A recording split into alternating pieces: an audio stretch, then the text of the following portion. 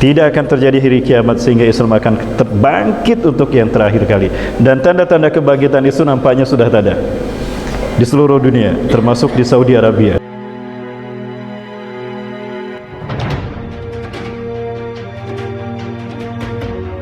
Ya Allah, ya Tuhanku, jika ada dari saudara-saudaraku yang punya hutang lalu menjawab salam saya, lunaskan hutang-hutangnya. Yang amin berarti punya hutang. Assalamualaikum warahmatullahi wabarakatuh. Alhamdulillahilladzi hadana li hadza wa ma kunna linahtadiya laula an hadana Allah. Aw kama qala Rasulullah sallallahu alaihi wasallam fi haditsihil akhar, la yazharanna hadha ad-din aw la yadharanna al-islam hatta yurida al-kufra ila mautih wa la yahuddanna al-bihar bil islam. Al-hadits kama qala sadaqallahu al-azim wa sadaqa rasulul karim wa nahnu ala dzalika minasyahidin. Satu kenikmatan yang sangat besar dari Allah Subhanahu wa taala malam hari ini, di malam pertama Allah takdirkan saya bisa hadir di Masjid Nurul Ukhuwah Kota Rumbai, Provinsi Riau. Ini kali pertama kami hadir di Masjid Nurul Ukhuwah. Betapapun saya sudah 22 kali ke Provinsi Riau, mungkin ya Bapak sekalian, karena dulu hampir semua provinsi di Riau ini sudah saya masuki, semua wilayah kabupaten maksud saya. Pertama kali kami memang di kota Pekanbaru, kemudian ke Inhu, Kerohil, Inhu, Inhil. Alhamdulillah sudah semua ya, alhamdulillah. Tinggal mungkin beberapa titik di kabupaten pinggiran mungkin ya. Alhamdulillah juga sudah sampai ke Tembilahan ya, nyebrang laut waktu itu Pak ya, nyebrang laut sama ke Pulau Penyengat kalau tidak salah. Pulau Penyengat Riau bukan? Kepri. Oh Kepri, itu Kepri ya Pak. Semua ini dilakukan berdasarkan asa dan azam dari kami dan tim Safari Dakwah, yaitu ingin berkontribusi dalam hal pembebasan bumi Palestina, dan juga ingin menjadi bagian dari pelaku kebangkitan Islam. Mudah-mudahan jika memang kebangkitan Islam itu tidak lama lagi. Moga kami bersyukur pada Allah SWT malam hari ini bisa hadir di Masjid Nurul Ukhuwah, dan ini masjid pertama dalam kajian kali ini. Mudah-mudahan kehadiran kita berkah semuanya dan juga menjadi wasilah bagi kita bisa mendapatkan surganya Allah SWT. Salawat dan salam sembah dilimpahkan pada uswah dan qudwah kita Rasulullah Muhammad sallallahu alaihi wasallam. استنى اثنين غير واضح صوتكم. غير واضح. استنى مباشرة. استنى. لا فقط ada. لكن غير واضح. Ya, kalau yang ini gimana, jelas Bapak Ibu? Jelas ya, benar. Sampai mana tadi? Lupa lagi. Betulkah Islam ini akan bangkit? Nampaknya iya. Islam bangkit adalah pasti, itu adalah sebuah keniscayaan. Hanya kapan Islam bangkit, hanya Allah yang menakdirkan. Terkait dengan kebangkitan Islam ini, Rasulullah SAW pernah diceritakan. Ini sebuah kisah ketika Rasulullah SAW berada di kota Mekah, yang kemudian diceritakan oleh Ummu Hani. Ummu Hani ini adalah ibunda dari Abdullah bin Abbas, sepupu Rasulullah SAW, istri dari Abbas bin Abdul Muttalib, paman Rasulullah SAW. Ya, bainama nahnu bi Makkah istayqadha an-nabiy Muhammad sallallahu alaihi wasallam min naumih. Ketika kami berada di Mekah, tepatnya di Masjidil Haram, tiba-tiba Rasulullah SAW terbangun. Ihmarat wajhu'aina, wajah dan kedua matanya memerah. Kemudian Rasulullah bersabda, Allahumma hal balag, Allahumma hal balag, Allahumma hal balag. Ya Allah, bukankah telah aku sampaikan ya Allah? Bukankah telah aku sampaikan ya Allah? Bukankah telah aku sampaikan ya Allah? Berkali-kali Rasulullah SAW berkata demikian dengan sangat tegas. Hal ini membangunkan para sahabat. Saat itu setelah Qailulah, maksud saya ketika Qailulah, setelah sholat tahajud. Ya, setelah tahajud biasanya Rasulullah dan para sahabat Qailulah. Qailulah itu adalah memejamkan mata, rehat sejenak tapi tidak nyenyak. Ya, hanya menyandarkan diri ke dinding dan tidak nyenyak, menunggu datangnya waktu sholat wajib, tepatnya sholat subuh. Ya, tiba-tiba dalam keadaan qailullah tadi Rasulullah terbangun, merah wajahnya, merah kedua matanya. Beliau bersuara keras lantang mengatakan, Allahumma hal balagi, Allah, bukankah telah aku sampaikan ya Allah? Bukankah telah aku sampaikan ya Allah? Hal itu membuat para sahabat radhiyallahu anhum ajmain bangun. Umar bin Khattab menghampiri Rasulullah SAW dan mengelus-ngelus punggung Rasulullah SAW dan mengatakan, "Naam, qad balagta risalat Allah." Betul ya Rasulullah, Anda telah menyampaikan perisalah Allah kepada kami. Maka apa kata Rasulullah SAW? La yazharannal Islam. Sungguh Islam ini akan bangkit. Rasulullah SAW mengucapkannya dengan lam taukid dan nun taukid sakidah. Artinya pasti terjadi. La yazharannal Islam. Sungguh Islam ini akan tegak. Hatta yurudal kufra ila mautinih, dan sehingga kekafiran akan terseret ke tempat asalnya. Jadi yakini wafillah, ketika Islam zahir di muka bumi, kita akan menyaksikan kapitalisme akan kembali ke tempat asalnya. Eropa apa Amerika? Ya, blok barat. Dan kita akan menyaksikan komunisme pun akan kembali ke tempat asalnya. Semua ideologi, hanya Islam yang tegak di muka bumi. Wala yahuddannal biharu bil Islam, dan sungguh lautan pun akan tunduk kepada Islam. Tahun 2002 saya mendapatkan tugas safari dakwah ke Sulawesi Selatan. Kami bermarkas di Makassar. 2 bulan saya meninggalkan rumah Bapak Ibu saat itu. Ketika kami dari Jakarta, Tanjung Priok ke Makassar, kami satu kapal dengan jamaah dari Rajenpur, Pakistan. Mereka ada sekitar 23 orang. Mereka tidak bisa bahasa Indonesia, tapi mereka dakwah ke Indonesia. Dari apa yang mereka sampaikan, saya mendengar, menyimak, mungkin di antara mereka hanya 10 sampai 15 kalimat yang hafal bahasa Indonesia. Dan itu yang diulang-ulang sama mereka diucapkan. Tiap orang punya 15 kalimat. Ya, tapi mereka berani berdakwah dan lautan penuh oleh mereka. Setiap kapal ada mereka. Ini membuktikan bahwa laut pun akan tunduk kepada Islam.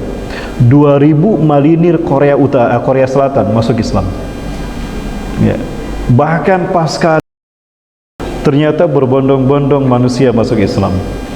Ya, saya pernah menyaksikan 600.000 orang ikut melaksanakan sholat Idul Fitri di Buckingham, Inggris, London. 2 juta orang Islam di Moskow melaksanakan sholat Idul Fitri.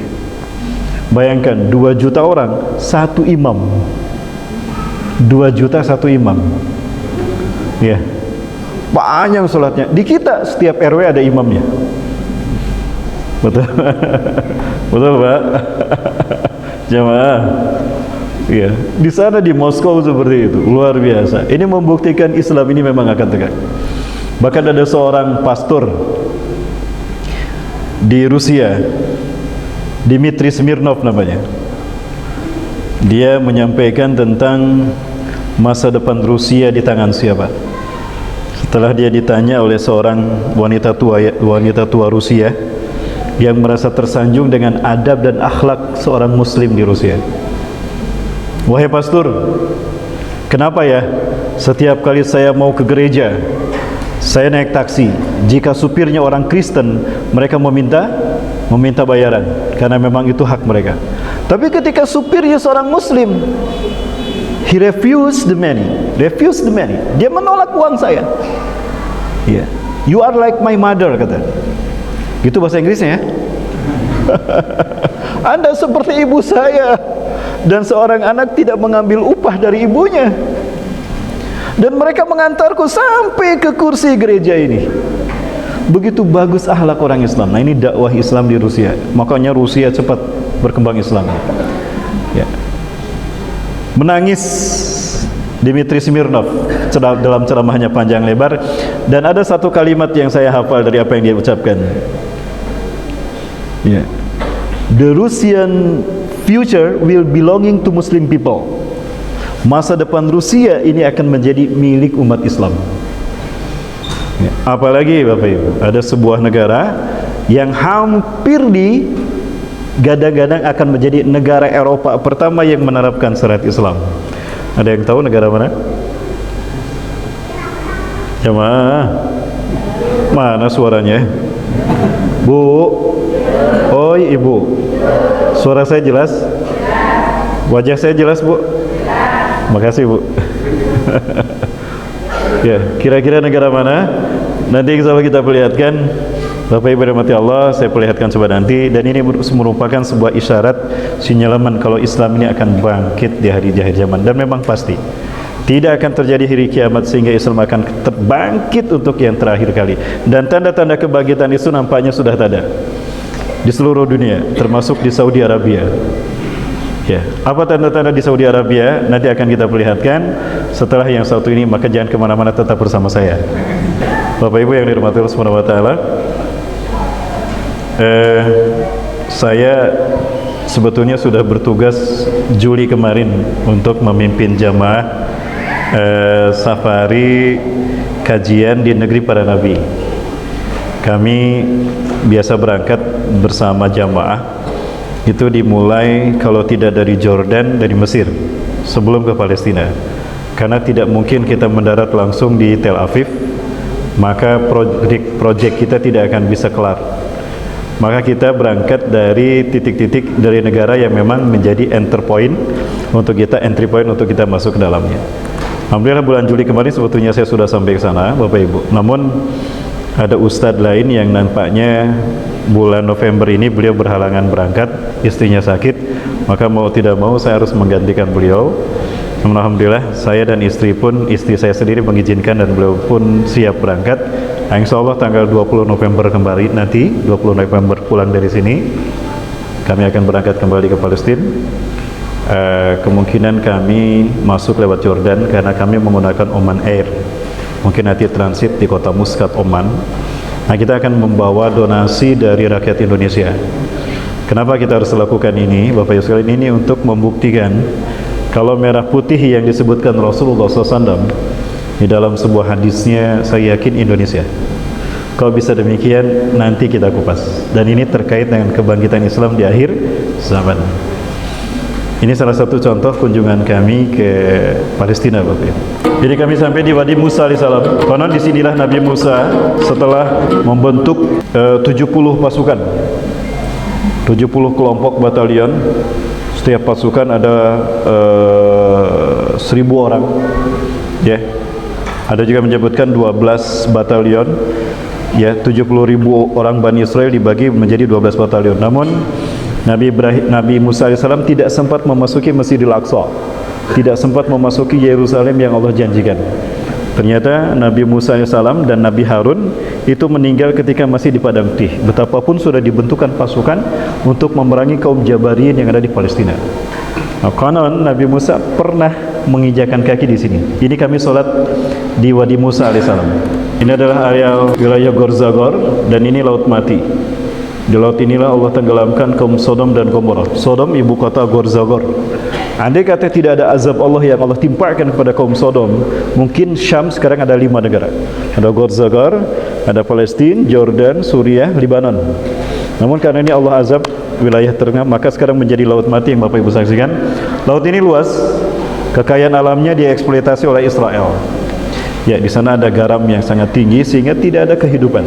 Maka dinamakan Al-Bahrul Mayyit, Laut Mati. Ya, ini kami berhenti sebentar. Nah, ini tempat yang kita kenal dengan nama Jericho. Kita menyebutnya Ariha, orang Israel menyebutnya Jericho. Kalau disebut Ariha, berarti kita mengklaim ini milik kita umat Islam. Tapi kalau kita sebut Jericho, berarti ini milik Israel. Sama dengan Al-Quds, kita menyebut Al-Quds, orang Israel menyebutnya Yerusalem. Kalau kita sebut Al-Quds, berarti itu milik kita. Tapi kalau disebut Yerusalem, berarti kita mengakui itu milik Israel. Dari tata penamaan saja kita harus membedakannya untuk menunjukkan cita-cita dan perjuangan kita Bapak Ibu sekalian. Nah, inilah menurut saya, menurut kami ya, tempat dilahirkannya Nabi Isa alaihissalam, Ariha. Tidak jauh dari sini kami makan siang di Havana Temptation.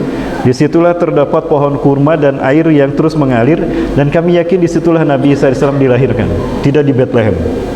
2 kali saya ke Bethlehem, saya tidak melihat landing story-nya Nabi Isa alaihissalam dilahirkan, ada di Bethlehem. Tapi justru kami melihat di sini Bapak Ibu sekalian. Nah, kami mampir cerita tentang Nabi Isa dan Siti Maryam di Jericho ini. Ini adalah wilayah Masjidil Aqsa. Al-Aqsa itu artinya paling jauh. Masjid kedua yang dibangun di muka bumi oleh Nabi Adam AS. Abu Zar Al-Ghifari bertanya pada Rasulullah SAW, "Ya Rasulullah, ayul masjid bunya fil alam awalan?" Ya. Wahai Rasulullah, masjid apakah yang dibangun pertama kali di muka bumi? Al-Masjidil Haram. Sumayun ya Rasulullah. Kemudian masjid apa ya Rasulullah? Al-Masjidil Aqsa. Kam bainahuma? Berapa jarak pembangunan Masjidil Haram dan Masjidil Aqsa? Arba'una sanah. 40 tahun. Jadi malaikat Jibril membimbing Nabi Adam pergi dari Nepal ke Masjidil Haram. Itu tugas pertama Nabi Adam setelah 100 tahun berada di muka bumi. Ya Bapak Ibu, Nabi Adam tidak langsung bertugas. Setelah Allah turunkan Nabi Adam dari surga ke mana? Ke Nepal. Fi makanin a'la fawqal ard, di tempat tertinggi di muka bumi. Nabi Adam diturunkan di Nepal, Siti Hawa diturunkan di Jazirah Arab. Titik Siti Hawa turun namanya Jidah. Jidah itu artinya nenek. Wanita pertama kan Nabi Siti Hawa. Adapun iblis diturunkan di Dastamaisan di Basrah, Irak. Dalam bentuk seekor ular besar, punya sayap, punya tanduk, bisa mengeluarkan api, punya kaki dan tangan dan bisa berbicara. Ular apa? Ular naga. Itu sejarah ular naga pertama di muka bumi. Ya. Dapat kita bayangkan dengan satu naga ini dunia gonjang-ganjing. Indonesia 9 naganya, lebih gonjang-ganjing lagi. Betul? Sekarang ada 10 Pak. Naganya ada 10. Yang ke-10 ini naga yang baik hati, dari Sumatera Utara. Naga apa? Naga Bonar. Baik. Bapak Ibu rahmatullahi wabarakatuh. Nah, Al-Aqsa itu adalah areal seluas 14,4 hektar yang dulu berdiri istana Nabi Daud dan Nabi Sulaiman. Namun setelah Yahudi sepeninggal Rahbaam, anak dari Nabi Sulaiman, pecah menjadi 2 dan mereka berperang sehingga Allah hukum mereka dengan 3 bangsa besar, Mesir, Kaldani dan Assyria, sehingga hancur mereka dan yang tersisa hanya dinding ratapan yang kemudian dinamakan Wailing Wall, dinding ratapan, Haitul Mabka. Kalau Bapak Ibu ikut saya ke Palestina, nanti kita akan mendekat ke Wailing Wall. Ternyata mereka juga wudu Pak. Mereka berwudu sebelum menyentuh dinding ratapan. Oh ya, baik. Coba, masih bersama saya? Baik, kita lanjut Bapak Ibu sekalian. Ini batu Mi'raj, batu yang dinaiki Rasulullah SAW ketika Mi'raj naik ke Sidratul Muntaha. Mi'raj itu artinya alat untuk naik. Kalau bahasa kerennya lift ya, yang dipijit naik ya. Itu Mi'raj namanya, alat untuk naik.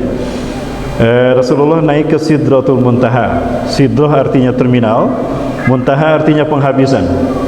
Jadi ada kemungkinan Sidratul Muntaha itu ujung alam semesta.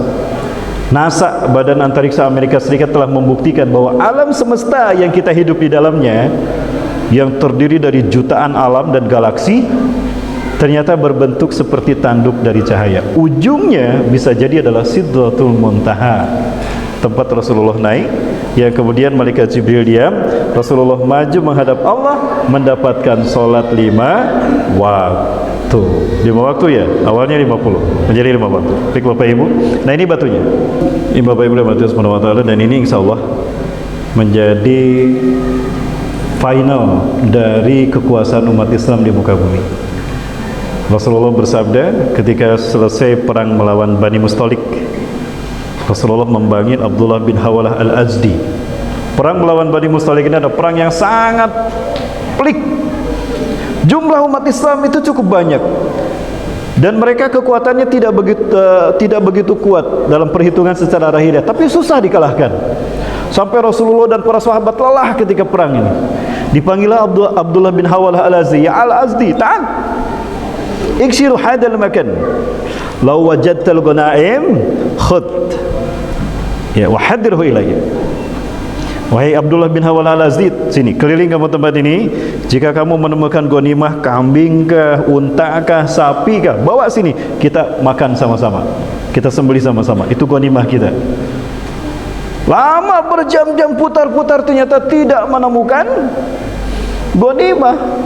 dalam keadaan lelah dan putus dan pucat dan bersedih datang rombongan Abdullah bin Hawalah al-Azdi. Rasulullah faham mereka tidak berhasil menemukan ghanimah. Maka Rasulullah menepuk pundak Ibnu Hawalah al-Azdi. Ya Ibnu Hawalah, hai Ibnu Hawalah, jika kamu menyaksikan panji Islam, panji tauhid, liwak kita, panji hitam yang bertuliskan la ilaha Muhammad Rasulullah berkibar di bumi Baitul Maqdis au fi aknafiha, atau di sekelilingnya, fasatu aqrabu ilaikum, maka kiamat lebih dekat kepada kalian ketimbang pundak dan kepala kalian. Artinya apa? Kalau panji Islam, panji tauhid berkibar di Al-Aqsa sampai keluar Masjidil Aqsa, kiamat lebih dekat ketimbang pundak dengan kepala kita. Itu akhir dari masa Islam menikmati bumi, menikmati dunia. Setelah itu Allah akan cabut nyawa orang Islam berbareng-bareng, bersama-sama. Jadi Allah akan wafatkan orang-orang beriman dalam waktu singkat. Bagaimana cara Allah mewafatkan orang-orang beriman? Rasulullah SAW bersabda, satarihul ham min ardil Hijaz, akan berhembus sebuah angin dari bumi Hijaz. Ainal Hijaz, Hijaz di mana? Al-makan bainal Makkah wal Madinah, tempat yang terbentang dari Mekah ke Madinah, itulah Hijaz. Nah, dari bumi Hijaz ini nanti akan berhembus sebuah angin yang sangat sepoi-sepoi, halus. Saking halusnya disebut iliyin. Apa bu? Iliyin. La tamuru ala hadin kana fi qalbihi misqalatin min iman illa qabadathu. Tidaklah angin ini melewati seorang muslim pun, seorang mukmin pun yang ada iman walaupun sebesar biji sawi, angin ini akan mencabut nyawanya.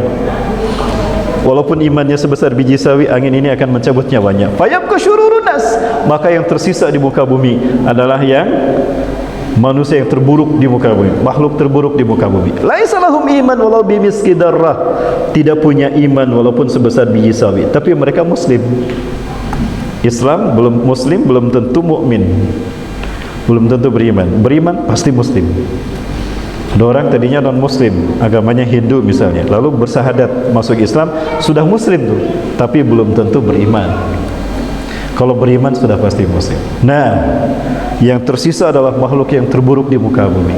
Ilaihim tub'asu sa'ah, kepada mereka lah kiamat diutus. Jadi Bapak Ibu rahmati Allah, setelah Islam ini bangkit di seluruh dunia, Nabi Isa menikah dengan gadis Arab, bukan gadis Pekanbaru ya, bukan gadis Riau, punya anak 3 laki-laki.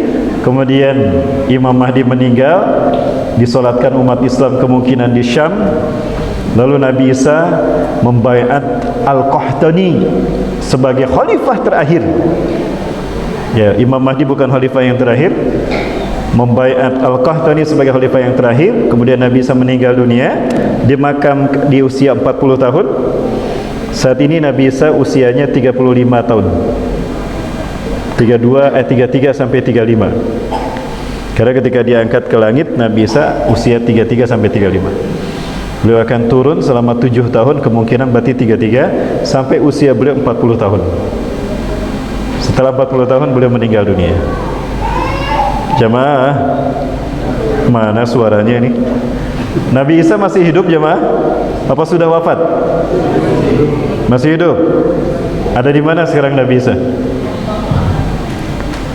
Ada di mana bu? Di Rumbai. Coba kita lihat bu. Isqalallahu ya Isa inni mutawaffika marafiuka ilayya wa mutahhiruka minal ladhina kafaru wa ja'ilul ladhina ittaba'uka fawqal ladhina kafaru ila yaumil qiyamah. Al-ayah. Dan ingatlah Muhammad ketika Allah berfirman, hai Isa, inni mutawaffika, aku akan mewafatkan kau. Jadi Nabi Isa diwafatkan dulu. Wa mutahhiruka minal ladzina kafaru, dan aku akan membersihkan namamu dari orang-orang kafir. Wa rafa'aka ilayya, aku akan mengangkatmu ke sisiku. Nah, Allah mengangkat Nabi Isa, diwafatkan, kemudian diangkat ke sisi Allah. Wa mutahhiruka minal ladzina kafaru, dan aku akan membersihkan namamu dari orang-orang kafir. Jadi Nabi Isa diwafatkan dulu, kemudian diangkat ke sisi Allah. Jadi sekarang ada di sisi Allah dalam keadaan wafat. Pertanyaan saya, apa arti wafat? Innalillahi wa inna ilaihi raji'un, telah wafat ibunda fulanah binti fulan.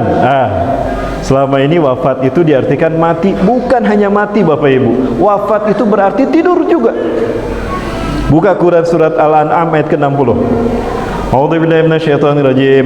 Wa huwal ladzi yatawaffakum bil-lail wa ya'lamu ma jarahtum bin-nahar. Dan dialah Allah yang telah menidurkan kamu di waktu malam dan Allah mengetahui apa yang kalian lakukan di waktu siang.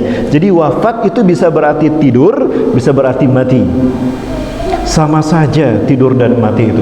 An-naumu akhul maut wa la yamutu ahlul jannah. Tidur saudara kematian, kata Rasulullah SAW, dan ahli surga tidak akan pernah tidur. Jamaah, jadi nanti kita di surga melek selamanya, nggak akan pernah tidur. Kebayang tidak? Jamaah, kekal di surga melek begini, nggak pernah tidur. Kalau di kajian tidur pasti itu ada. Apalagi sambil bersandar ke dinding. Enggak maju. Kebayang tidak menikmati surga dalam keadaan melek begini. Nah, wafat itu bisa berarti tidur. Ya, jadi Nabi Isa AS ditidurkan dulu oleh Allah, lalu diangkat ke sisi Allah. Jadi sekarang Nabi Isa sedang tidur di sisi Allah. Di sisi Allah di mana? Ya saya nggak tahu. Yang jelas di sisi Allah. Ya, Ustaz, ribuan tahun tidurnya. Iya. Berarti 2000 tahun ya. Ustaz, kok bisa tidur 2000 tahun? Sebentar, tidurnya di sisi Allah, bukan di Rumbai.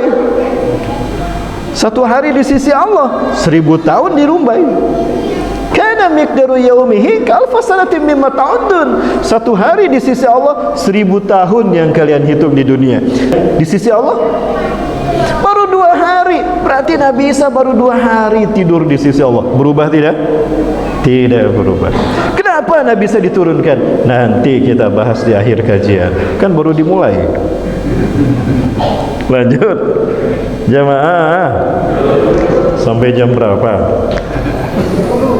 Sampai jam 10. Tambah setengah jam boleh?